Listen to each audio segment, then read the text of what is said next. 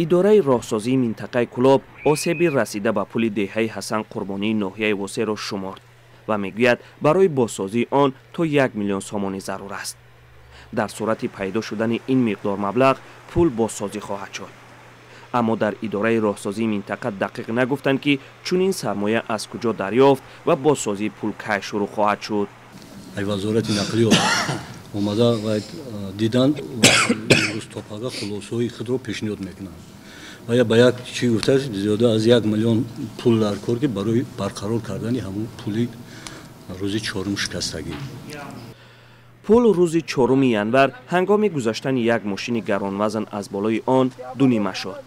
وزیر نقلیات در یک جلسه از شکستن پل سخت انتقاد کرد. وی گفت که بنابر سنجش آن ماشین قریب 52 تن بار داشته است. اما در منطقه کلاب برعکس گفته های عظیم ابراهیم گفتند که ماشین نه 52 تن بار بلکه 40 تن بار را می برد.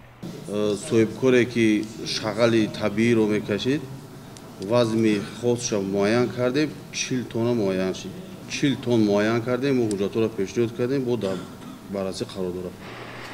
با شکست پل راهی اساسی و نزدیکی ساکنان دهه حسن قربانی از بین رفت. حالا حرکت نقلیات در آن پر قطع شده است. افرادی که میخواهند تا شاهراه برایند باید از این مسیر پیاده گذرند.